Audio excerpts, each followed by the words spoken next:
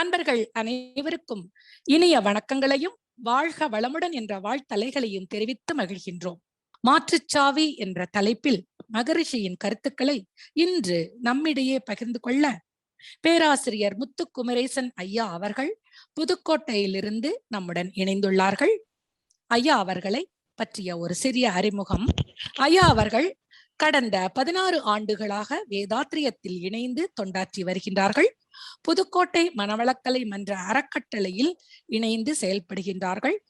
ஐயா அவர்களது துணைவியாருடன் இணைந்து வீட்டிலேயே தவ மையம் நடத்தி வருகின்றார்கள். பல்வேறு சிறப்புகள் வாய்ந்த பேராசிரியர் முத்துக்குமரேசன் ஐயா அவர்களை மாற்றுச்சாவி என்ற சிந்தனை உரை வழங்க வருமாறு அன்போடு அழைக்கின்றோம். வாழ்க வளமுடன் ஐயா. வாழ்க வளமுடன் அம்மா. நன்றிங்க ஐயா.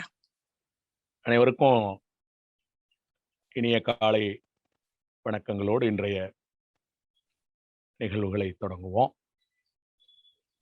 அற்புதமான ஒரு ஞான கவி, அதனை தொடர்ந்த ஒரு வரவேற்புக்கு நன்றி கூறி, குரு வாழ்க, குருவே துணை, குரு அடி போற்றி, ஆதி எனும் பரம்பொருள் மெய் எழுச்சி பெற்று அணி என்ற உயிராகிய அணுக்கள் கூடி மோதி இணைந்து இயங்குகின்ற நிலைமைக்கேற்ப மூலகங்கள் பலவாகி அவை இணைந்து வேதித்த அண்ட கோடிகளாய் மற்றும் பிறப்பு இறப்பு இடை உணர்தல் இயக்கமாகி நீதி நெறி உணர் மாந்தராகி வாழும் நிலை உணர்ந்து தொண்டாற்றி இன்பம் காண்போம். சிந்தனையாளர்களே, அறிவிற்சிறந்த பெரியோர்களே, இந்த நிகழ்வில் இணைந்திருக்கக்கூடிய அனைத்து நிலை மெய் உணர்வாளர்களே, அனைவருக்கும் மனமார்ந்த வாழ்த்துக்கள். வாழ்க வளமுடன். இந்த அற்புதமான நிகழ்வை சிறப்பாக ஏற்பாடு செய்து உலகெங்கும் உள்ள மெய் உணர்வாளர்களுக்கு பரப்பிக் கொண்டிருக்கக்கூடிய உலக சமுதாய சேவா சங்கம் ஐடி இயக்குநரகத்தினுடைய பொறுப்பாளர்கள் மற்றும் இன்றைய நிகழ்வை பொறுப்பேற்று தொகுத்து வழங்கி கொண்டிருக்கக்கூடிய பொறுப்பாளர்கள் அனைவருக்கும் நன்றிகளை வாழ்த்துக்களாக தெரிவித்து நிகழ்வை தொடங்குவோம். வாழ்க வளமுடன். இன்றைய தினம் மாற்றுச்சாவி எனும் தலைப்பிலே ஒரு சிறிய உரையை குருவின் ஆசியோடு நிகழ்த்த இருக்கின்றோம். அதுல ஞான களஞ்சியத்துல இணையில்லா அறிவு அப்படிங்கிற ஒரு தலைப்புல சுவாமிஜி கொடுத்திருக்கக்கூடிய கவியை எடுத்து தொடர்ந்து நாம பயணிக்கலாம். ஆதி மனிதன் உலகில் தோன்றி வந்த அந்த நாள் முதற்கொண்டு மனிதரெல்லாம் பேதித்த காலம் சூழ்நிலை இவற்றில் பிழைத்த வகை அறிவு செயல் திறன்கள் எல்லாம் நீதி நெறி போதனையால் கல்வியால் நல் நித்திய கடன் முறையால் பண்பாடாச்சு ஓதியுணர்ந்து ஒழுகி துய்த்தே பயன்கொள் உயர்வுகள் இவை ஆறாம் அறிவிற்கே ஆம். இந்த தலைப்பு இணையில்லா அறிவு அப்படின்னு சொல்லப்பட்டிருக்கு. ஒன்ற இன்னொன்னோட ஒப்பு நோக்க இல்லாத ஒண்ணு இருக்கு அப்படின்னு சொன்னா அது இறைநிலை தான். அது மட்டும்தான் ஒப்பு உவமை இல்லாதது. அப்ப இணையில்லா அறிவு அப்படிங்கிற ஒரு தலைப்புல கொடுத்து இவை ஆறாம் அறிவிற்கு, ஆறாம் அறிவை குறிப்பிட்டு சொல்லப்பட்ட. அப்ப இந்த ஆறாம் அறிவு அப்படிங்கிறது இணையில்லாத அறிவாகிறது. அப்ப ஆறாம் அறிவு எது கூடயும் ஒப்பு உவமை இல்லாதது அப்படின்னு சொன்னா இறைநிலையே மனிதனிடம் ஆறாவது அறிவாக இருக்கிறது.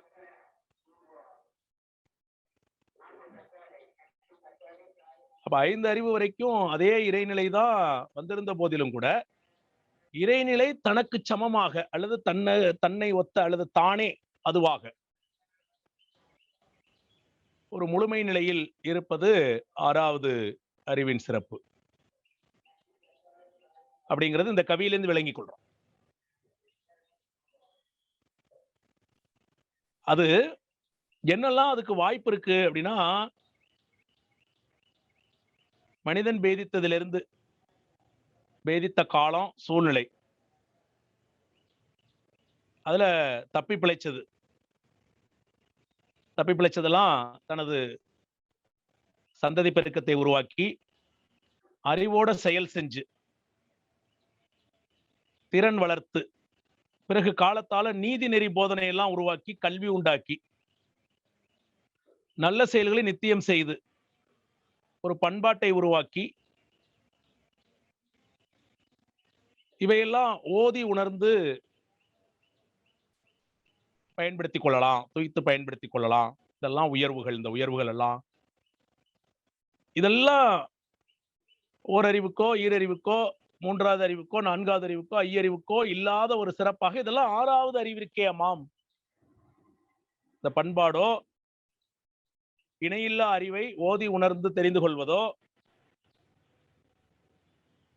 அறிவை வளர்த்தல், கல்வி வளர்த்தல், திறன்களை வளர்த்தல், இவைகள் மூலமாக நல்ல நித்திய கடன்களை செய்தல். இந்த மாதிரி இருக்கிறதெல்லாம் ஆறாவது அறிவிற்காம் அப்படின்னு அந்த கவியை முடிக்கிறார்.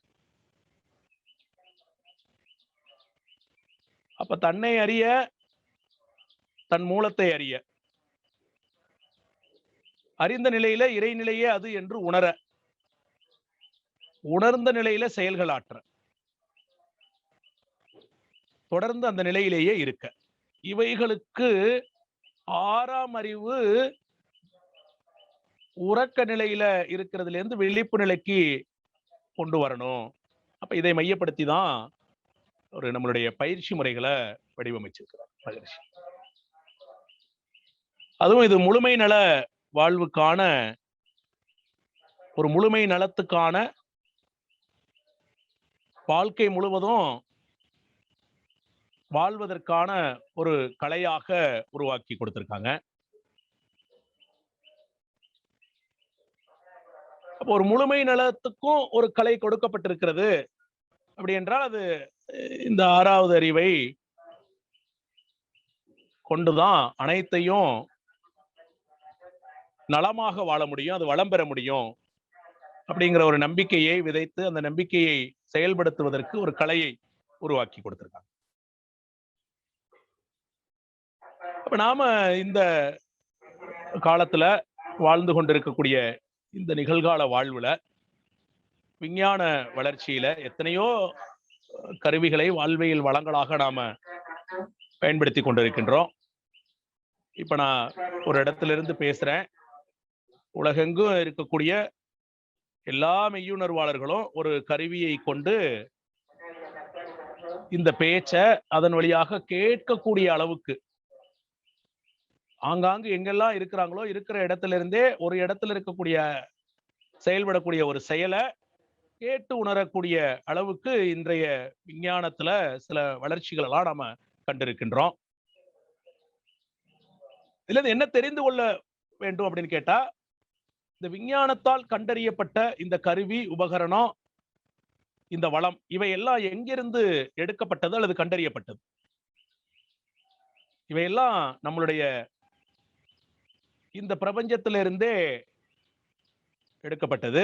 யார் எடுத்தார்கள், யார் கொடுத்தார்கள் இதை அப்படின்னு கேட்டால் மனிதனுடைய ஆறாவது அறிவு தான், பிற உயிரினங்கள்லாம் இல்ல. மனிதனுடைய ஆறாவது அறிவு அது அனுமானம் அப்படிங்கிற ஒரு அறிவை கொண்டிருக்கிறது. அது இயற்கை விதியை அறிந்து கொண்டு தன்னிடம் இயற்கையாக, அதாவது இயற்கையில் இருக்கக்கூடிய விதிநிலைகள் எல்லாம் அறிந்து கொண்டு இயற்கையில கிடைத்திருக்கக்கூடிய பொருள்கள் எல்லாம் கொண்டு அந்த பொருளினுடைய தன்மை, அதனுடைய இயக்க செயல்பாடுகள், அதாவது ஒன்னொன்னுக்கு ஒரு ஸ்பெசிபிக் ஆக்ஷன் இருக்கும்.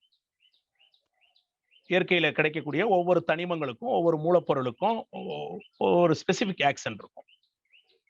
அந்த ஒவ்வொரு பொருளினுடைய அந்த குறிப்பிட்ட தன்மைகள் எல்லாம், அந்த குறிப்பிட்ட இயக்கங்கள் எல்லாம், அதனுடைய இயக்க சிறப்புகள் எல்லாம் உணர்ந்து கொள்ற ஒரு மனிதன், ஒரு குறிப்பிட்ட சில பொருட்களுடைய சில செயல்பாடுகளை உணர்ந்து கொள்ற மனிதன் இந்த பொருளை பற்றிய அறிவை கொண்டு வந்து வைத்துவிட்டு தன்னிடம் இருக்கக்கூடிய ஆறாவது அறிவின் சிறப்பால சிந்திக்கும் திறன். ஆறாவது அறிவோட ஒரு சிறப்பு என்ன அப்படின்னு பார்த்தா சிந்தித்தல். பிற உயிரினங்கள்ல இருந்து நாம வேறுபட்டு இருக்கக்கூடிய ஒரு இடம் என்ன அப்படின்னு பார்த்தா சிந்தித்தல். அது எங்க நடக்குது அப்படின்னு கேட்டா மூளையில. மனம் அந்த சிந்தித்தல் அப்படிங்கிற அந்த விஷயத்தை நடத்துகிறது. அப்படி சிந்திக்கும் பொழுது இந்த பொருளுக்கெல்லாம் மூலம் இயற்கையை பற்றி சிந்திக்கும் பொழுது இயல்பாக மனிதனுடைய இந்த மனதினுடைய தன்மை தன்னுடைய இருப்பு நிலையா இருக்கக்கூடிய தன்னை ஆறாவது அறிவு விழிப்பு பெற்று அப்ப இந்த பொருளுக்கு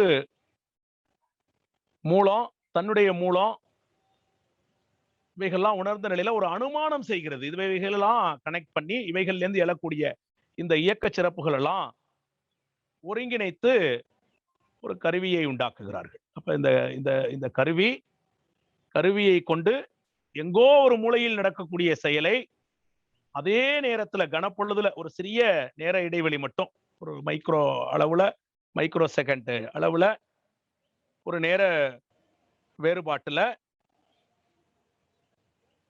உலகத்துல மூளையில் இருக்கக்கூடிய ஏதோ ஒரு இடத்துக்கு அதனுடைய பிரதிபலிப்பு. அந்த இயக்கம் இங்க பேசின நிமிஷமே அங்கே கேக்குது. ஒருவேளை அந்த பேச்சு ஒரு குழப்பத்தை விளைவிக்கக்கூடியதாக இருந்தால் உடனடியாக அது சமூகத்துல பிரதிபலிக்குது. இதுல இருந்து என்ன புரிந்து கொள்றோம் அப்படின்னு பார்த்தா உலகத்துல ஏதோ ஒரு மூலையில் நடக்கக்கூடிய ஒரு நிகழ்ச்சி இந்த உலகம் முழுக்க இருக்கக்கூடிய பிற பகுதிகளிலையும் அது பிரதிபலிக்கிறது. அதற்கு நம்ம புரிந்து கொள்வதற்கு இந்த கருவியை உதாரணமா சொன்னோம். அந்த கருவிகள் வழியா நாம் அதை வரும்பொழுது கொண்டு போய் சேர்க்கிறது. அப்ப இந்த கருவி இயற்கையில் இருக்கக்கூடிய பொருள்களை கொண்டு ஒரு மனிதனுடைய அறிவால் உருவாக்கப்பட்டது. அப்ப எல்லாமே இயற்கையில உள்ளது. ஒரு மனிதன் தன்னுடைய 4-5 பொருள்களை பற்றிய அறிவை தெரிந்து வைத்துக் கொண்டு அவைகளை இணைத்து ஒரு கருவியை உருவாக்குவதின் பயனாக ஒரு பகுதியில் இருக்கக்கூடிய செயல்களை இன்னொரு பகுதிக்கு பிரதிபலிக்க முடியும் என்றால் இந்த பிரபஞ்சம் இந்த இயற்கை தனக்கிட்ட எத்தகைய பெரிய ஆற்றலை வைத்திருக்க வேண்டும். அப்ப எங்காவது ஒரு மூலையில் யாராவது ஒருவர் சிந்தித்தால் செயல்பட்டால் சுவாமிஜி இதை எழுதுறாங்க. எங்கோ யாரோ மனிதனுக்குள்ள அதை சிந்திக்கிறது. இந்த உலகம் முழுக்க அது பறந்து விரிந்து இந்த ஈத்தர் அப்படிங்கிற இந்த ஊடகத்தின் வழியாக எல்லாருடைய உள்ளங்கள்லையும் எண்ணங்கள்லையும் போய் பிரதிபலிக்கும். இந்த ஒரு தத்துவத்தை நாம விளங்கி கொள்ளணும் விஞ்ஞானமாக. ஒரு சாதாரண கருவி ஒரு மனிதன் சில பொருட்களை பற்றிய அறிவை கொண்டு அவையை செயல்படுத்த வைக்கக்கூடியதை கொண்டு அந்த கருவி வழியாக உலகம் முழுக்க ஒரு ரிஃப்ளெக்ஷன் ஒரு செயலை நாம பிரதிபலிக்க முடிகிறது என்றால் இயற்கை எத்தனை பெரிய பேராற்றலால் இயங்கிக் கொண்டிருக்கிறது. அது எத்தனை நுண்ணிய இயக்க அளவுகளில் இயங்கிக் கொண்டிருக்கிறது. மனிதனுடைய அறிவுக்கு எட்டிய இந்த பொருள்களை போல இன்னும் கோடிக்கணக்கான அத்தனை பொருள்களிலேயே இருக்கக்கூடிய இயற்கை தன்மைகள் நம்மால் இன்னும் அறியப்படாத எத்தனையோ தன்மைகள் இருக்கின்றன. இவையெல்லாம் எந்த கருவியும் இல்லாம எங்காவது ஒரு மூலையில் ஒவ்வொரு மனிதன் சிந்திக்கிறது செயல்படுறது. இது எல்லாமே பிரபஞ்ச களத்துல கலந்து இந்த பிரபஞ்சத்தில் இருக்கக்கூடிய ஈத்தர் ஊடகத்தின் மூலமாக இந்த பிரபஞ்சம் முழுவதும் இருக்கக்கூடிய எல்லா மனிதனுடைய உள்ளங்கள்லையும் எண்ணத்திலையும் அது பிரதிபலிக்குங்கிற அந்த ஒற்றை கருத்தை தான் மனித மகரிஷி எடுக்கிறார். அப்பதான் அவருக்கு பிடிபடுகிறது அல்லது ஒரு முழுமையான ஒரு முடிவுக்கு வருகிறார். அப்போ ஒவ்வொரு தனி மனிதனும் ஆங்காங்கு இருக்கக்கூடிய ஒவ்வொரு தனி மனிதனும் ஒரு அமைதியை பெறும் பொழுது ஒரு ஆனந்தத்தை பெறும் பொழுது அந்த அமைதியின் வழியாக அவனுடைய உள்ளத்துல எண்ணத்துல பிரதிபலிக்கக்கூடிய அந்த உணர்வு இன்ப உணர்வாக இருக்கும். அப்ப எல்லா பகுதியிலேயும் இருக்கக்கூடிய ஆங்காங்கு வாழக்கூடிய எல்லா மனிதர்களிடையும் தனித்தனியாக இந்த அமைதியோ இந்த ஆழ்ந்த நிலையோ வரும் பொழுது உலகம் முழுக்க இந்த உலக அமைதி பரவி விடல் வாய்ப்பு இருக்குங்கிறதான் தன்னுடைய தத்துவத்தின் மூலமாக தனி மனித அமைதியின் வழியாக இந்த உலக அமைதியை எட்ட முடியும் அப்படிங்கிறத தத்துவார்த்தமாக இப்ப நாம அறிந்து கொண்ட இந்த விஞ்ஞான விளக்கத்தை கொண்டு உறுதிப்படுத்திக் கொள்ளலாம். அப்ப ஆங்காங்கு இருக்கக்கூடிய மனித குழுக்கள்கிட்ட நாம தெரிவிக்க வேண்டியது, இந்த பிரபஞ்சத்தை வாழ்த்திக்கிட்டே இருக்கணும், எல்லா மனிதர்களையும் வாழ்க வளமுடன் என்று வாழ்த்தி கொண்டே இருக்கணும். அப்படி எங்கேயாவது ஒரு இடத்துல வாழ்த்தி கொண்டிருந்தால் இந்த வாழ்த்து அலை பிரபஞ்சத்துல வழியாக பாவி பாய்ந்து எல்லா மனிதர்களுக்குள்ளேயும் அது ஊடுருவும். ஆனா மனிதர்கள் வந்து இப்ப வாழ்ந்து கொண்டிருக்கூடிய வாழ்க்கை முறையில மெட்டீரியலிஸ்டிக் சொல்லக்கூடிய பொருள் பற்றோடு அல்லது பொருள் கவர்ச்சியோடு வெளியில இருக்கக்கூடிய வெளி நிகழ்ச்சிகளோடு நம்ம வாழ்ந்து உறவாடி அதன் மூலமாக அந்த நம்மளுடைய கருவிகள்லாம் புலன்கள்லாம் பெறக்கூடிய ஒரு அனுபவத்தை இன்பம் என மனம் கருதி அதை நோக்கியே நாடி இயங்கிக் கொண்டிருக்கிறதுனால அந்த இன்பம் எல்லாம் ஒரு குறிப்பிட்ட நேரத்துல அது மடிந்து அல்லது முடிந்து மீண்டும் அது துன்பமாக மாறி போயிடுது. அதனால பெரும்பாலும் மனிதர்கள் துன்ப உணர்ச்சியோட துன்பத்தை அனுபவித்தே கொண்டிருக்கிறதுனால இந்த துன்ப அலை அதிகமாக பரவி கிடக்கிறது. பிரபஞ்சம் முழுக்க துன்ப அலை பரவி கிடக்கிறது. நீங்க யாரை விசாரிச்சு கேட்டாலும், நம்ம கூட இருக்கிற உறவினர்களையோ நண்பர்களையோ அருகிலே வசித்துக் கொண்டிருப்பவர்களையோ யாரை விசாரித்து பார்த்தாலும் கேட்டாலும் துன்பத்தை பற்றிய விவரிப்புகளையும் வாழ்க்கை பற்றிய ஒரு சலிப்பையும் விவரிக்கிறத நம்மளால பார்க்க முடியும். ஒரு புறம் தத்துவார்த்தமா விஞ்ஞான பூர்வமாக நாம ஒருத்தர்டேந்து எழக்கூடிய எண்ணமோ வாழ்த்தோ அல்லது சாபமோ இதெல்லாம் பிரபஞ்சம் முழுக்க எல்லா பகுதியிலையும் கொண்டு போய் சேரும் அப்படிங்கிறத நாம புரிந்து கொள்றோம். அதற்கு வழிமுறையாக இந்த பிரபஞ்சத்தை வாழ்த்துவதும் பிறரை வாழ்த்துவதும் அப்படின்னு சொல்லிக் கொண்டிருந்த போதிலும் கூட இயல்பாக மனித குலத்தில மனிதர்களுடைய வாழ்வியல் முறை இன்றைய கால ஓட்டத்துல எதற்காக ஓடுகிறோம் என்று தெரியாமல் விலக்கிவிடப்பட்ட பந்தய குதிரை போல ஓடிக்கொண்டே இருக்கிறோம். இன்னைக்கு பிறந்தாச்சு, பிறந்த குழந்தைகிட்ட அந்த மாதிரி ஓடுது, நீயும் இன்னும் கொஞ்சம் பெரிய பிள்ளையாகி கால்லாம் முளைச்சு ஓட வர வயசு வந்தோடனே நீயும் ஓடணும். ஓடிக்கிட்டு இருந்தாதான் அந்த உலகத்துல இருக்க முடியும் அப்படின்னு நம்ப வைக்கப்பட்டு ஏற்கனவே இருக்கிற சமுதாய அமைப்புல இருக்கக்கூடிய நபர்களோட வாழ்வியல் முறையை பார்த்து இந்த குழந்தை வளருது. அப்ப இப்படியே ஒரு புதிய சந்ததி உருவாகும் பொழுது பழைய வாழ்வியல் முறையில் வாழ்ந்து கொண்டிருக்கக்கூடிய இந்த மனிதர்களுடைய வாழ்வியல் பழக்கங்களை பார்த்து தானும் ஏன் என்ன அப்படிங்கறதெல்லாம் கேட்காம விளங்கி கொள்ளாம ஒரு புதிய சமுதாயமும் இந்த ரிலே ரேஸ்ல இந்த ஓடிக்கொண்டிருக்கக்கூடிய இந்த வாழ்வியல்ல தன்னை இணைத்து கொண்டு தொடர்ந்து ஓட தொடங்குது. அந்த ஓட்டத்துல பெரும்பாலும் துன்ப அலைகளும் துன்பமும் விளைகிறதுனால துன்பமே பரவி கிடக்குது. அதனாலதான் துன்ப அலை எல்லாருக்குள்ளேயும் பாய்ந்து பிறருக்கு துன்பம் செய்யக்கூடிய அந்த நிலைகளை உருவாக்குகிறது. அப்ப இவைகளெல்லாம் ஓவர் கம் பண்ணணும், இவைகளெல்லாம் தாண்டி வரணும். இததான் நம்ம பொதுவா வாழ்க்கை சிக்கல்னு சொல்றோம்.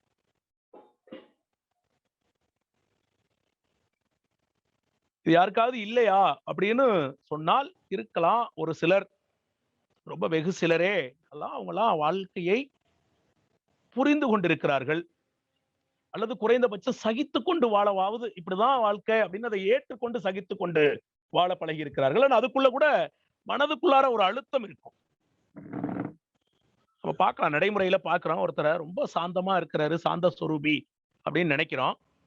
அருகில போய் அவர்கிட்ட பேசுறப்பதான் தெரியுது, இல்லைங்க நான் வெளியில சாந்தமா தான் இருப்பேன், வெளிக்காட்ட மாட்டேன், நான் எனக்குள்ளார ஒரு எரிமலை போல உள்ளுக்குள்ளார குமுறல் இருக்கும். சரி, நீங்க எப்படிதான் அதை சமாளிக்கிறீங்க அப்படின்னு கேட்கிறப்ப ஒருத்தர் சொல்றார், நான் யாரும் இல்லாதப்ப தனியா இருக்கிறப்ப சவத்துல போய் முட்டிக்குவேன் அப்படின்னு சொல்றாரு. ஆனா அவரை நாம பார்க்கும் பொழுது ஒரு சாந்த சொரூபியாக, ஒரு சாந்த சொரூபனாக நமக்கு அது தெரியுது.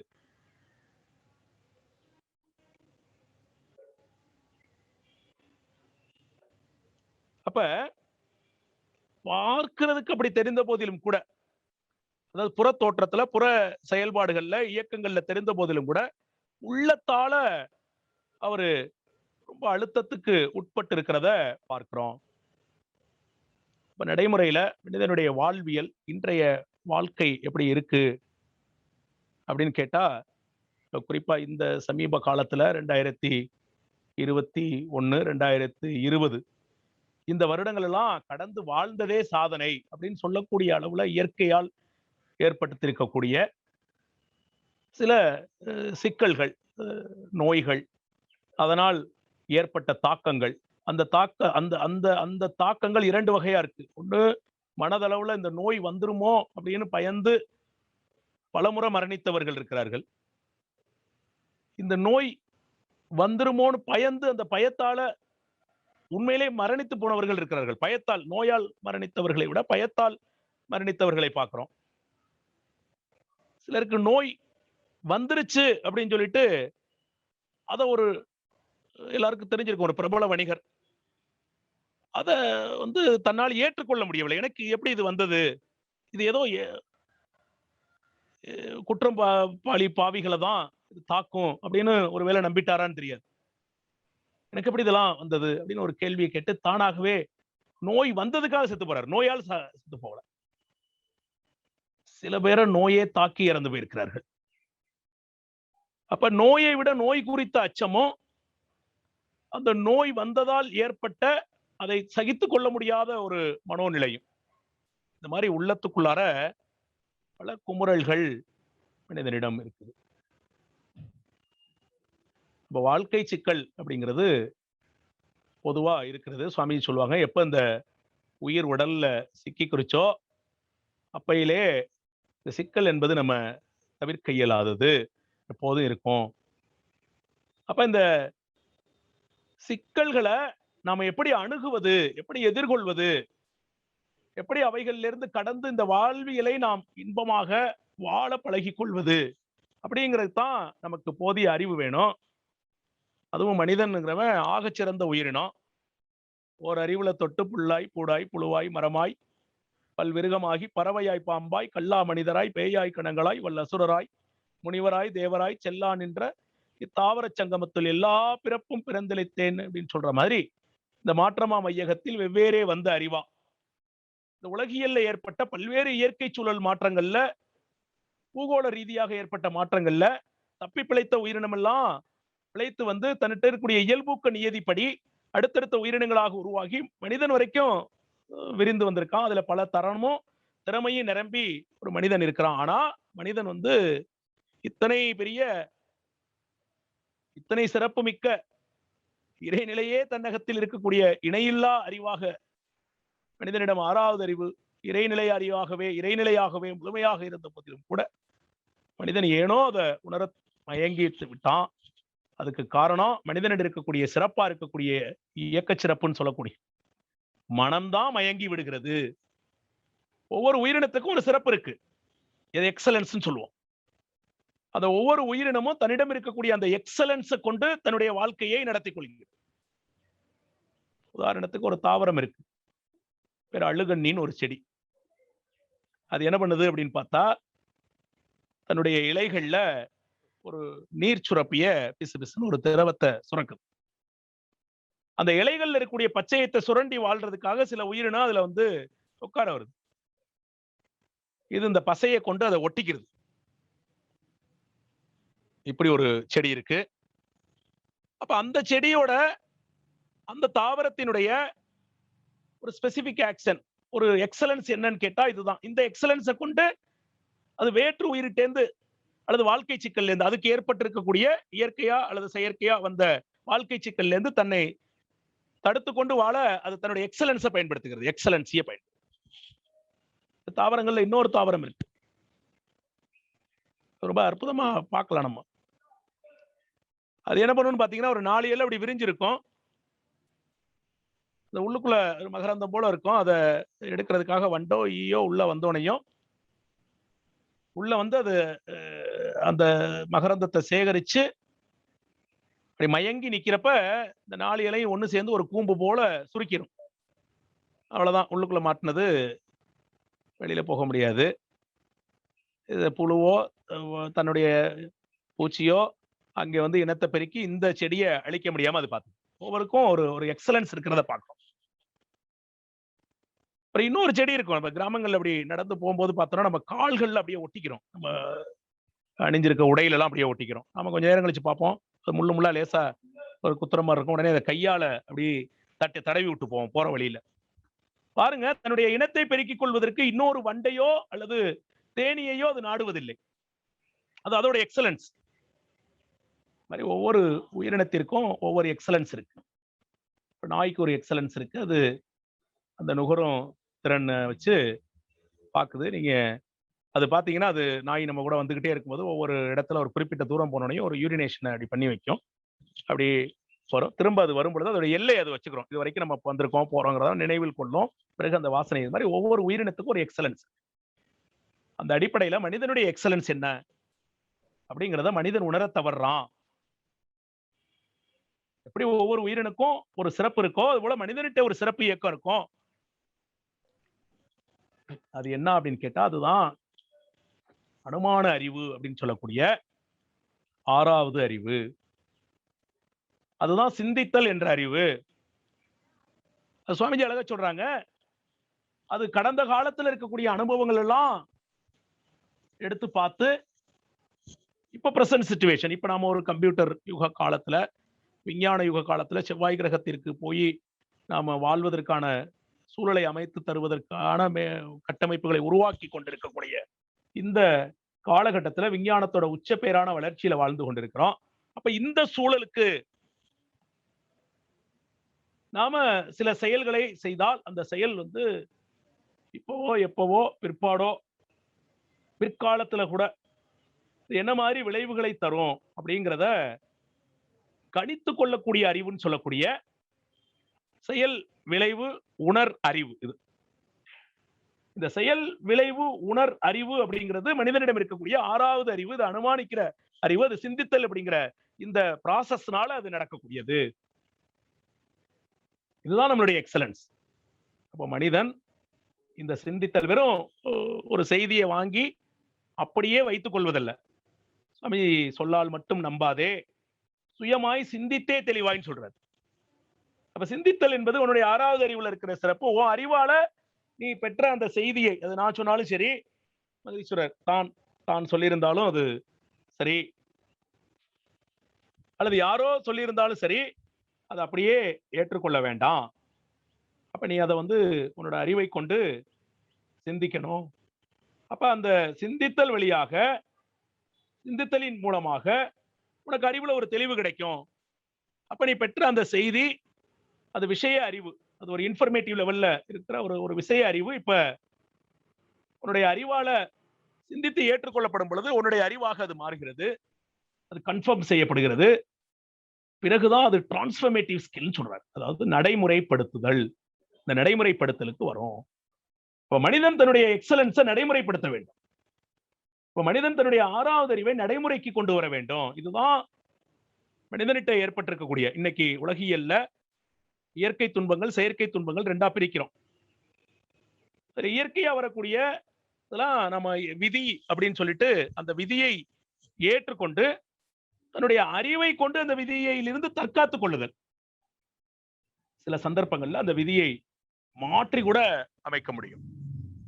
அப்ப எந்த அறிவை கொண்டு விதியை மதியால் வெல்லலாமா அப்படின்னு ஒரு கேள்வி கேட்டா, எந்த அறிவை கொண்டு அப்படின்னு கேட்டா, இந்த மெய் அறிவு அப்படின்னு சொல்லக்கூடிய இந்த 6வது அறிவை மனிதன் கொண்டு வந்தா மட்டும்தான் இந்த சிக்கல்களை போக்கிக் கொள்ள வேண்டும், போக்கிக் கொள்ள முடியும். இப்ப செயற்கை துன்பங்கள் இருக்கு. இயற்கை துன்பங்கள்ல பாக்குறோம், பல பேரழிவுகளை பார்க்கிறோம். இயற்கையில காற்றோட சீற்றத்தினால் ஏற்படக்கூடிய விளைவுகளை பார்க்கிறோம். நீர் வெள்ளம், இப்ப சமீப காலத்துல மழை பெய்ததால் வந்த விளைவுகள் எல்லாம் பார்க்கிறோம். இது ஏதோ இந்த காலத்துல இந்த மழை திடீர்னு வந்து நமக்கெல்லாம் இடையூறு செய்து கொண்டிருக்கிறது அப்படிங்கிற ஒரு பார்வை பொதுவா இருக்கு. ஆனால் அப்படி இல்லை. இந்த பூமி சூரியனை சுற்றும் பாதையில சுற்றி கொண்டே இருக்கிறது.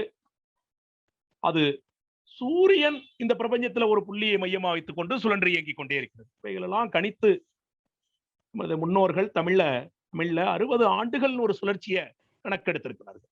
அதுதான் தமிழ் ஆண்டுகள் சொல்லுவாங்க. பிரபவ விபவ சுக்கில பிரமதூத அப்படிங்கிற பேர்ல அது வரும்.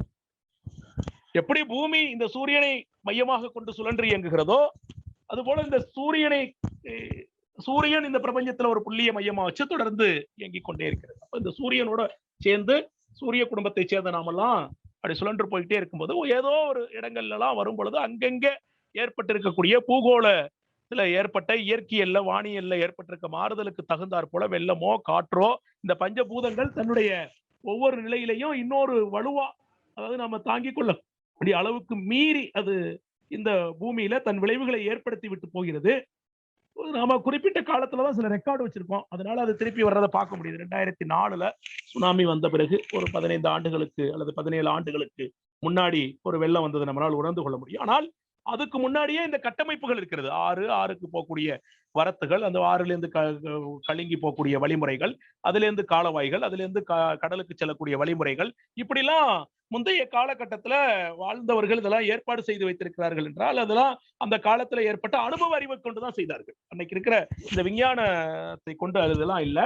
அப்ப இருந்த அனுபவத்துல ஒரு பெரும் மழை பெய்து அது போன வழிமுறைகளை கண்டறிந்து அப்ப இவைகள் எல்லாம் நீரை தேக்கி வைப்பதும், ஒருவேளை கூடுதலாக இருந்தால் அவை வழிந்து செல்வதற்கான ஏற்பாடை செய்வதும், முடிவாக கடல்ல கொண்டு போய் கலப்பதற்கு பூகோள ரீதியாக இருக்கக்கூடிய அந்த ஏற்ற இறக்கங்கள் எல்லாம் கொண்டு வடிகால்களை அமைத்திருக்கார்கள். இதுதான் அனுபவ அறிவை கொண்டு அவர்கள் அதெல்லாம் அமைத்து வைத்திருக்கிறார்கள். அப்படி வச்சு பார்க்கிறப்ப இன்னைக்கு அந்த செட்டப், அன்னைக்கு அமைத்து வைத்த அந்த கட்டமைப்புகள்ல தான் இன்னைக்கு வந்திருக்கக்கூடிய வெள்ளம் கூட தங்கி தேங்கி வழிந்து ஓடி போயிட்டு இருக்கு. அதுக்கு குறுக்க மனிதன் அறியாமையால், இந்த இயற்கையை புரிந்து கொள்ளாததால் சில கட்டமைப்புகளை ஏற்படுத்தி வைத்து தேக்கி வைத்ததால் சூழ்ந்த நீர்னு நம்ம இப்ப சமீப காலத்துல அதை பார்க்கிறோம். அப்ப இயற்கையில ஒரு குறையும் அல்ல, ஆனால் இயற்கையில் இதெல்லாம் நிகழும் அப்படிங்கிறத நம்ம மாற்ற முடியாது.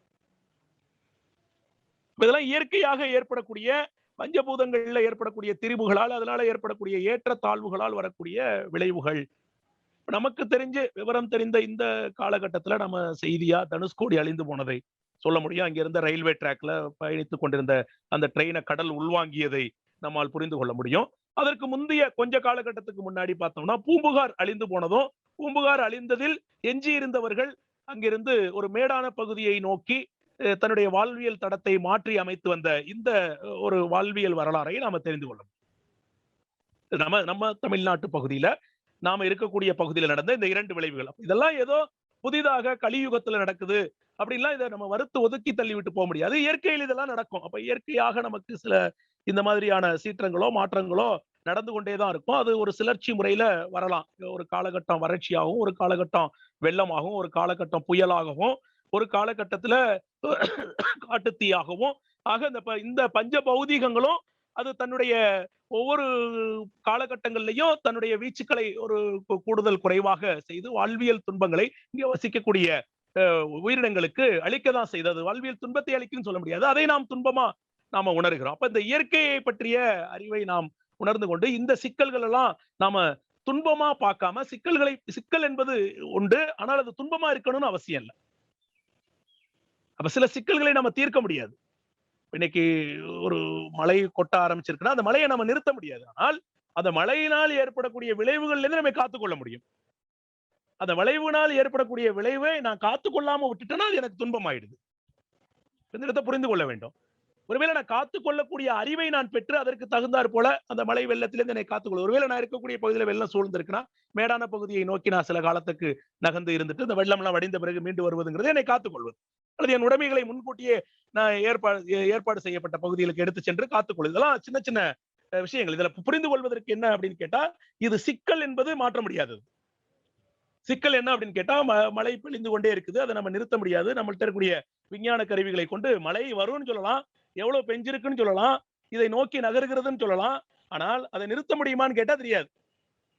புயல் உருவாகி இருக்குன்னு சொல்லலாம், அது காற்றழுத்த பகுதியாக மாறுகிறது, காற்றழுத்த தாழ்வு மண்டலமாக மாறுகிறது, புயலாக மாறுகிறது, அதிதீவிர புயலாக மாறுகிறது, கரையை கடக்கிறது, இத்தனை கிலோமீட்டர் வேகத்தில் செல்கிறது, இவ்வளவு மழை பொழியும் சொல்லலாம். ஆனால் இவற்றை எதையாவது ஒன்றை திசையை மாற்ற முடியுமா?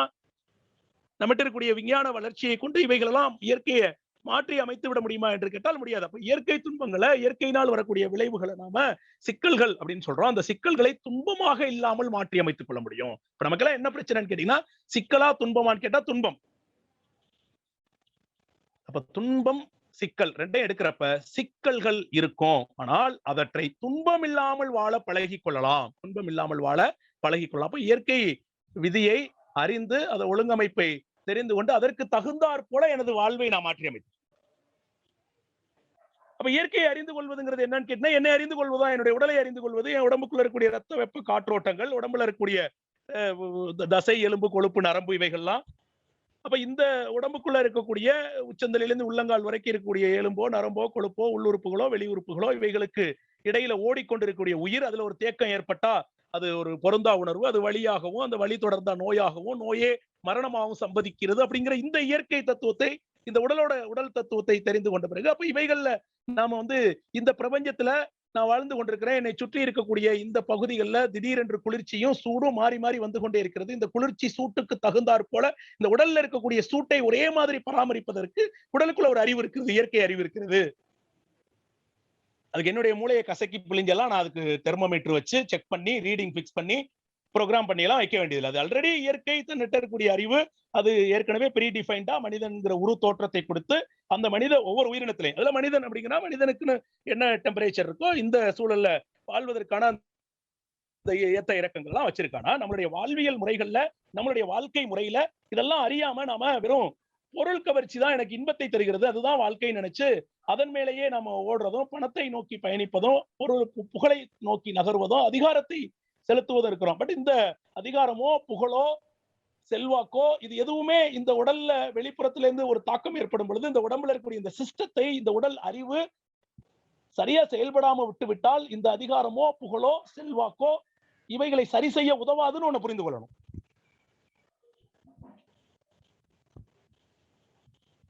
ஒரு மருத்துவர் இருக்கிறாரு. அந்த மருத்துவர் என்கிட்ட பேசுறாரு.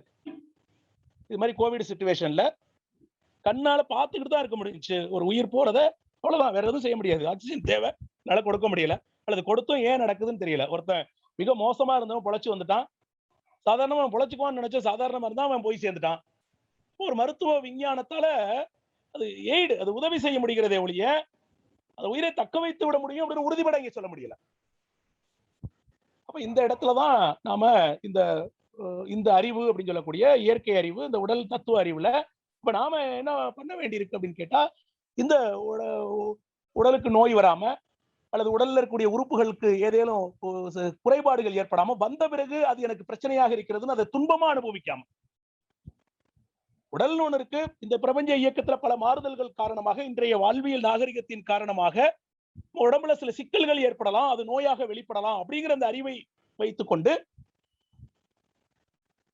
அந்த சிக்கலை தீர்ப்பதற்கு தினசரி அதுக்கான ஒரு வழிமுறைகளை பயிற்சியாக செய்து நம்ம வந்துகிட்டே இருக்கும் பொழுது இந்த சிக்கல் எனக்கு துன்பமாக மாறாது. அது நோய் என்பது ஒரு சிக்கலாக வந்தாலும் கூட அது பெரிய பெருந்துன்பமாக வந்து விடாமல் அது இருக்கலாம். ஒரு காலகட்டத்தில் இந்த சிக்கலே எனக்கு வராமலும் தவிர்த்துக் கொள்ள முடியும். இது உடலை வைத்து, இந்த உடல் இல்லை அப்படின்னா இந்த உலகத்துல வேற எதை பத்தியும் பேசுறதுக்கு நமக்கு என்ன இருக்கு? உடல் இல்லை என்றால் உயிர் இல்லை. உயிர் இல்லாத உடம்புக்கு பிணம்னு பேரு, உடம்பு இல்லாத உயிருக்கு பேயின்னு பேரு. உடம்பும் உயிரும் இருந்து இந்த மனம் வளம் இல்லாம எதையோ ஏங்கி எனக்கு இது இல்லை அது இல்லை என்று ஒரு ஏமாற்றத்தை வைத்துக் கொண்டு உள்ளுக்குள்ளார புழுங்கி கொண்டிருக்கிட்டு ஒருவேளை ஒரு உச்சத்தை தாண்டி அது போகும்போது வெளியில தானே புலம்ப தொடங்கிய பிறகு அதுக்கு வேற ஒரு பேர் வச்சிடறான். உடலும் உயிரும் ஆரோக்கியமா இருந்தாலும் கூட, ஒரு தேர்ந்த உடலை கொண்டிருந்தாலும் கூட அந்த மன ஆரோக்கியம் இல்லை அப்படிங்கிறப்ப அது இன்னொரு அது பெயரை பெறுகிறது. அங்கேயும் வளம் பெற வேண்டிய அவசியம் இருக்கிறதாக. இவை எல்லாரும் யார் கணிக்கிறா? ஒருத்தன் நோயை பார்த்தே பயந்துட்டான், ஒருத்தன் நோய் வந்ததுனால பயந்துட்டான். அப்ப நோய் சில பேரை கொண்டு போயிருக்கு. அப்ப இது எல்லாமே சிக்கல் தான். ஆனால் இதுல மனோரீதியாக உள்ள விஷயத்தை பார்க்க வேண்டியிருக்கு. இந்த நோய் வருமோங்கிற அச்சமோ வந்த பிறகு ஏற்பட்ட விஷயம், மனதுக்கு ஏற்பட்ட காரணிகள். இப்ப பெரும்பான்மையாக வாழ்க்கையில இயற்கையாகவோ அல்லது செயற்கையாகவோ, இப்ப இயற்கையா வந்ததெல்லாம் சொல்றோம். செயற்கையாங்கிறது நம்மளுடைய வாழ்க்கை அனுபவத்துல நம்ம வாழ்ந்து கொண்டிருக்கக்கூடிய வாழ்வியல் முறைகளால, ஒண்ணு தனக்கு தானே இது தவறென்று தெரியாமல் செய்யக்கூடிய செயல்களால் ஏற்படுத்திக்கிற துன்பங்கள், அல்லது புலன் மயக்கத்துல எக்ஸஸா பயன்படுத்துறது. சில உணவுப் பொருட்களை சிறப்பா சுவையா இருக்குங்கிறதுக்காக நல்ல பொருள் இல்லைனாலும் சாப்பிடுறது, காட்சிகள் இனிமையா இருக்குங்கிறதுக்காக கண்களை அதிகமாக பயன்படுத்துவது, இது மாதிரி ஒவ்வொரு புலனையும் அதனுடைய அதுல கிடைக்கக்கூடிய அந்த அந்த நுகர்வுல கிடைக்கக்கூடியது இன்பம் என மயங்கி, இப்ப யார் மயங்குறா? மனம் தான் இங்க மயங்குது. இதெல்லாம் செயற்கை துன்பங்களுக்கு யார் காரணமா இருக்கான்னு கேட்டா மனம் காரணமாக இருக்கிறது. அப்ப மனம் மயங்குகிறது பொருள்கள்ல, நிகழ்ச்சிகள்ல, இந்த புலன் பெறக்கூடிய உணர்வுகள்ல, பிறகு பிறர்கிட்ட கிடைக்கக்கூடிய புகழ்ல. இதுக்காக பிறரை அழித்து இதை பெறுபவன் இருக்கான், சிலர் தன்னையே அழித்து இதை பெறுபவனும் இருக்கான். இவை எல்லாம் எங்க பிரச்சனையா இருக்கு அப்படின்னு பாக்குறப்ப மனதில் தான் எல்லாத்துக்குமான பிரச்சனையும் இருக்கிறது. ஆனா மனம் தானே ஆறாவது அறிவோட சிறப்புன்னு சொல்றோம், சிறப்பு இயக்கம் மனம் தானே சொல்றோம். அப்ப அதுவே இங்க பிரச்சனைன்னு சொன்னா, ஆமாம், எக்ஸலன்ஸ் ஆஃப் ஹியூமன் அப்படின்னு கேட்டா அது மைண்ட். பிற உயிரினங்கள்கிட்ட இல்லாம மனிதன்கிட்ட சிறப்பாக இருக்கக்கூடிய ஒரு ஃபங்க்ஷனல் வேல்யூ, ஒரு செயல்படக்கூடிய ஒரு அறிவு எது அப்படின்னு கேட்டா, அறிவோட சிறப்பு இயக்கம் எதுன்னு கேட்டா மனம்தான். ஆனால் அந்த மனம் தொன்று தொட்டு வந்த இந்த உயிரின பரிணாம வளர்ச்சியில, ஏன்னா உயிரினம்ங்கிறது திடீர்னு ஏதோ சுத்தவெளி, அதுல இருந்து வந்த துகள், அந்த துகளுக்கு இடையில கூடின காந்தம், உடனே ஒரு பஞ்ச பௌதிகம், உடனே மனிதன்கிற உரு தோற்றம், அந்த பஞ்ச பௌதிகம் ஒரு கூட்டு இயக்கத்தை பெற்று அப்படியே அதுல உயிர் பரிணமித்து நேரடியாக ஒரு மனிதன் வந்து, மனிதன்ல இருந்து பல மனிதன் வந்து விடவில்லை, அல்லது நேரடியாக சுத்தவெளியிலிருந்து நான் வந்து விடவும் இல்லை. கருப்பைக்குள்ளார சுத்தவெளியில இருக்கக்கூடிய அந்த இறை துகள்கள், அங்க இருக்கிற பஞ்சபூதியம் ஒன்று கூடி திடீரென்று வந்து விடவில்லை. அப்ப இது வழிமுறை, வந்த வழிமுறையை பார்க்கிறப்ப அது ஓரறிவு, ஈரறிவு, மூவறிவு, நாலறிவுன்னு வந்து, அதுல சுவாமிஜி அழகா கருமையங்கிற ஒரு தத்துவத்தை சொல்லி ஒவ்வொரு உயிரினமும் தான் பெற்ற அனுபவம் அத்தனையும் தனக்குள்ள சுருக்கி இறுக்கி பதிவாக வைத்துக் கொண்டு, முதல் மனிதன் தொற்று இன்றைய மனிதன் வரைக்கும் இருக்கக்கூடிய வாழ்வியல் அனுபவங்கள்லாம் சுருக்க பதித்து, அப்ப இதுக்கு முன்னாடி இருந்த ஆல் ஹிஸ்டரி, எல்லா வாழ்வியல் அனுபவங்களையும் முழுமையாக சுருக்கி இறுக்கி இருப்பாக பதிவு வைத்துக் கொண்டு கருமையம் அப்படிங்கிற ஒன்றில் நாம வைத்து வரும் பொழுது, பிற உயிரினங்கள் பெற்ற வாழ்வியல் அனுபவங்கள்லாம் அதுல இருக்குது. அப்ப இந்த மனம் அப்படிங்கிற சிறப்பை பெற்ற போதிலும் கூட, புலன் வழியாக ஏற்கனவே வாழ்ந்து கொண்டிருக்கக்கூடிய சமூக அமைப்பு, வாழக்கூடிய வாழ்க்கையை பார்த்து புதிதாக இந்த உலகத்துக்கு வந்திருக்கக்கூடிய ஒரு குழந்தை தன்னுடைய மூளையில ஒரு கட்டமைப்பு முழுமை பெற்று அது பாக்குது, அப்படியே இந்த குழந்தை இந்த உலகத்தை பாக்குது, இப்ப எப்படி நடந்துகிட்டு இருக்குன்னு. அப்ப அதுவும் அந்த பழக்கத்தின் அடிப்படையில, பழக்கப்பதிவின் காரணமாக ஏற்கனவே கொண்டு வந்திருக்கக்கூடிய கருமையத்தில் இருக்கக்கூடிய அந்த பதிவை கொண்டே இந்த சமுதாய பழக்கத்தின் காரணமாக அதுவும் நடைமுறையில இருக்கக்கூடிய இந்த வாழ்க்கைக்கே அது போகும் பொழுது அது எப்படி இருக்குன்னு கேட்டீங்கன்னா, நடைமுறை வாழ்க்கை வேண்டும், இன்னும் வேண்டும், இன்னும் வேண்டும், எனக்கே வேண்டும் அப்படிங்கிற இந்த நுகர்வு கலாச்சார முறையில தான் தனது அப்படிங்கிற இந்த கடும் பற்றுல வாழ்ந்து கொண்டிருக்கக்கூடிய பெரும்பான்மை சமூகம் இது. இப்படிதான் பெரும்பான்மை சமூகம். அப்ப நீங்க, நான் பயிற்சி பண்றவங்க, இதெல்லாம் ஒட்டி போறவங்க சிறுபான்மை சமூகம். நான் அந்த பெரும்பான்மை சிறுபான்மைங்கிறது நடைமுறை வாழக்கூடிய வாழ்வியை தன்மையை கொண்டு நான் ரெண்டா பிரிச்சு சொல்றேன். அப்ப இந்த பெரும்பான்மை சமூகம் என்ன சொல்லுது? இதானே நடைமுறை, இயல்போட ஒட்டி ஒழுகணும்ல, இப்படித்தானே இருக்கணும் அப்படின்னு அதுக்கு ஆர்கியூ பண்றவங்களும் இருக்காங்க. ஆனால் அதுல உங்களால அந்த சிக்கல்களை தீர்த்து கொள்ள முடிகிறதா, உங்களுடைய நடுக்கத்தை சரி செய்து கொள்ள முடிகிறதா அப்படின்னு கேட்கிறப்ப, அந்த துன்பம் அப்படி வந்து நிக்கிறப்பதான் நம்மள பாக்குறான், ஏதாவது ஒரு தீர்வு சொல்லுங்க அப்படின்னு. அப்ப இப்படிதான் பழக்கத்தின் காரணமாக ஒரு மனிதனிடம் ஆறாவது அறிவின் சிறப்பாக மனம் இருந்த போதிலும் கூட, இப்படி ஒரு கருமைய தொடர் பதிவின் காரணமாக வந்த சமுதாய பழக்கம், இப்ப நடைமுறையில் இருக்கக்கூடிய வாழ்வியல், இவைகளை கொண்டு புதிதாக சமுதாயத்துக்கு வரக்கூடிய இன்றைய குழந்தைகள், நாளைய சிறுவர்கள், அடுத்த ஒரு வாழ்வியல் தன்மைக்கு தன்னை ஈடுபடுத்திக் கொள்ளக்கூடிய அளவுக்கு, இல்லற வாழ்வில் வரக்கூடிய அளவுக்கு அது பெரியவர்களா வளர்ந்து வந்து அவங்கதான் இந்த உலகத்தை நடத்தி கொண்டிருக்கக்கூடிய சூழல்ல இருக்கக்கூடியவங்க. எப்படி இருக்கும்னு கேட்டா, அப்ப தொடர்ந்து இந்த சமுதாயம் இப்படியே தான் ஓடிக்கிட்டே இருக்கும். இப்படிதான் அது பழக்கப்பதிவு தூண்டப்படுகிறது. இந்த கருமைய பதிவு ஏன் தூண்டப்படுதுங்கிற கேள்வி வந்தா இப்படிதான் அது தூண்டப்படுகிறது. அப்ப இவைகளுக்கெல்லாம் இந்த சமூக அமைப்போ பொறுப்பேற்ற ஆட்சி முறைகளோ தீர்வு சொல்ல வேண்டும். ஆனா அவங்க எல்லாம் ஓரளவுக்கு சில கல்வியை கொடுக்கறாங்க, சட்டத்தின் அடிப்படையில சில திருத்தம் கொண்டு வர முயற்சி பண்றாங்க. இருந்தாலும் அதுல வாழ்க்கை கல்வி அப்படிங்கிற அந்த மனதை பற்றிய ஒரு கல்வி விடுபட்டு போயிருச்சு.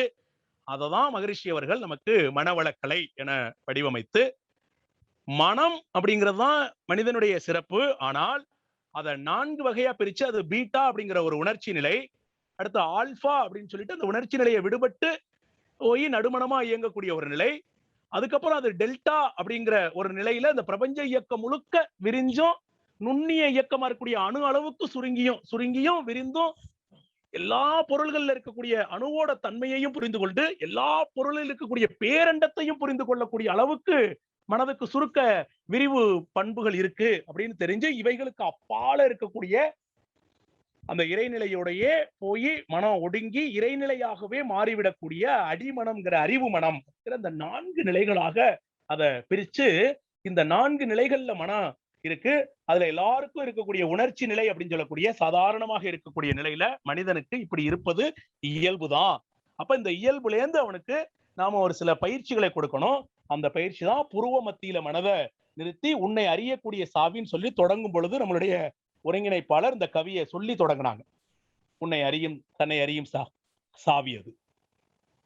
அப்ப அந்த புருவ மத்தியில அது ஒரு குரு பாரம்பரியத்துல தொட்டு உணர்த்தி இந்த மனதுக்கு உயிரை காட்டி உயிரின் மேல் நிலைத்து நிற்க வச்சு, அப்போ தன்னுடைய மூலத்தை நோக்கி மனதை திருப்பி விடுறது. அது இப்போ இந்த புலன்கள் எல்லாம் பாருங்க புறத்தை தான் போகும். கண்ணு வந்து வெளியில இருக்கக்கூடிய காட்சிகளை காட்டும். எப்போதும் உள்ள இருக்கக்கூடிய ஹிருதயத்தையோ நுரையீரலையோ பார்க்க முடியாது கண்கள் வழியா. காதுகள் வழியா புற சப்தங்களை கேட்க முடியும். அப்ப இந்த தோள்கள் எல்லாம் பாத்தீங்கன்னா புறத்தே இருக்கக்கூடிய டெம்பரேச்சரை தான் அது உணரும், குளிர்ச்சியாகவோ வெப்பமாகவோ. அப்ப இது எல்லாமே புறத்தை தான் நோக்கி போயிட்டு இருக்கு. ஆனால் மனதுக்கு இந்த புறத்தை நோக்கி போவதை தாண்டி இந்த புலன்களை கடந்தும் இயங்கக்கூடிய திறன் மனதுக்கு இருக்கு. புலனோட தான் இயங்கணும்னு அவசியம் இல்லை. அப்ப புலன் இல்லாம இயங்கக்கூடிய அந்த சிந்தித்தல் அந்த அந்த அந்த இயக்கம் மனிதன்ட்ட இருக்கு. அப்ப அதுக்கு பழகணும்னு சொல்றாரு. ஏன் பழகணும்னு கேட்டா, பிற உயிரினங்கள் வந்து அந்தந்த புலன்களை எக்ஸலன்ஸா கொண்டு இயங்கி வந்துருச்சு. ஆனால் மனிதன்ட்ட புலன் இல்லாம பழகுவதற்கு இந்த இதுவரைக்கும் வந்த விலங்கினங்கள் கொண்ட அந்த புலன் இயக்க பதிவுகள்லயே மனம் மனுஷன்ட்ட போயிட்டே இருக்கனால அதுல கிடைக்கக்கூடிய அந்த நுகர்வு, அதோட அனுபவம், அது இன்பம் என மயங்கி நிற்கக்கூடிய ஒரு மாயை, அந்த மாயையிலிருந்து விடுபட வேண்டும் என்றால் அதற்கு ஒரு பயிற்சி வேண்டும். அப்ப இதை அறிந்த அறிஞர்கள், ஞானிகள் இவைகளெல்லாம் சொல்லி கொடுத்து மனதை பழக்கிறாங்க. அந்த மனதை பழக்குவதன் மூலமாக அப்ப அந்த மனதை பழக்கி உணர்ச்சி நிலையிலிருந்து விடுபட்டு அடுத்தடுத்த படிநிலைகளுக்கு மனதை வந்து நிறுத்தி கொண்டு போறப்பதான் மனதுக்கு இவ்வளவு நேரம் நம்ம பேசுன அந்த விஷயமெல்லாம் புரிகிறது. இந்த உடம்பையே உயிர் தான் எடுத்துக்கிட்டு வந்தது, அதுதான் அந்த உடம்பை கட்டமைத்து கொண்டது. அப்ப அந்த உடம்பு எதுக்காக கொண்டு வந்திருக்குன்னா, தான் ஒரு குறிப்பிட்ட காலம் இந்த பூமியில வாழ்வதற்காக அந்த உடம்பை வைத்திருக்கிறது. அப்ப இந்த உடம்பை விட்டு உயிர் பிரிந்த பிறகு உடம்பை தூக்கி இங்க எரிச்சிருவாங்க. உடம்புக்கு வந்தவில்லை, அது இங்கேயே விடுபட்டது. ஆனால் இந்த ஆன்மா என்ற உயிர் தொடர்ந்து பயணித்து வந்து கொண்டு இந்த உடம்புக்குள்ள இயங்கிக் கொண்டிருக்கிறது அப்படிங்கிற அந்த பேருண்மையை புரிந்து கொண்டு, இதுதான் எல்லாருக்குள்ளேயும் எல்லா மனிதருக்குள்ளேயும் இப்படிதான் இருக்குது. எல்லாருக்குள்ளேயும் அந்த இறைநிலையே உள்ளுக்குள்ள அறிவாக இருந்து கொண்டு உயிரை இயக்கி உயிர் தான் இந்த உடலை கொண்டு வந்து இருந்துக்கு அப்படிங்கிற அந்த பேருண்மையை புரிந்து கொள்வதற்கு மனதை இயக்கி பழக்கி இங்க கொண்டு போகும் பொழுது இந்த தன்மையெல்லாம் புரிய தொடங்கிடும். அப்ப அது இயற்கையை புரிந்து கொள்ளும். செயற்கையா வரக்கூடிய அந்த துன்பங்களுக்கு நாம செய்யக்கூடிய செயல்களை ஒழுங்கமைத்துக் கொண்டு, இந்த செயல்களாலதான் இந்த சிக்கல்கள் வருதுன்னு சொல்லி சிக்கல் வராம தடுத்துக் கொள்வது. ஒருவேளை நம்ம சிக்கல் இல்லாட்டி கூட நம்மளுடைய கருமையத்தில் இருக்கக்கூடிய பதிவுகளின் காரணமாக பிறர் நமக்கு சிக்கல்களை தந்தாலும் கூட அதை துன்பமாக மாறிக்கொள்ளாமல் அதை ஏற்றுக்கொண்டு மனதால் தெளிவை வைத்து புரிந்து கொள்ளும் பொழுது அது துன்பம் இல்லாமல் அதை நகர்த்தக்கூடிய ஒரு அந்த இடம் நமக்கு வந்துடும். எல்லா சிக்கல்களுக்கும், வாழ்வியல் துன்பங்களுக்கும், அது இயற்கையோ செயற்கையோ இருக்கிற எல்லாத்துக்கும் என்ன வேணும் அப்படின்னு கேட்டீங்கன்னா, மனதை இயக்கி பழக்கணும், அதை வளப்படுத்தணும், அதை வலிமைப்படுத்த வேண்டும். அதை வலிமைப்படுத்துவதற்காகவும் வளப்படுத்துவதற்காகவும் அருட்தந்தை நம்மளுடைய குரு ஆசான் அமைத்து கொடுத்த ஒரு பாதை தான், தன்னை அறியும் ஒரு சாவிதான், ஒரு கலைதான் மனவளக்கலை. ஆக இந்த மனவளக்கலை என்பதுதான் ஒரு மாற்றுச் சாவி, நம்மள்ட்ட இருக்கக்கூடிய வினையை மாற்றும் சாவி, பொதுவாக இயல்பாக வாழ்ந்து கொண்டிருக்கக்கூடிய வாழ்க்கை முறையை மாற்றும் சாவி, துன்பத்தை மாற்றும் சாவி, இந்த உலகத்தை மாற்றும் சாவி, துன்பத்திலிருந்து இன்பத்தை நோக்கியும் வாழ்விலிருந்து பெருவாழ்விற்கும் அமைதியை நோக்கி பயணிப்பதற்குமான மாற்றுச்சாவியோடு ஐநா சபையில போய் நாம அமர்ந்திருக்கிறோம் இந்த கலையை வைத்திருப்பதால். ஆக இது ஒரு மாற்றுச்சாவி, இது ஒரு மந்திர சாவி. This is master key which unlock all your problems with deepened understanding of sky yoga and regular practice. I would like to conclude this session. Be blessed. வாழ்க வளமுடன், வாழ்க வளமுடன், வாழ்க வளமுடன்.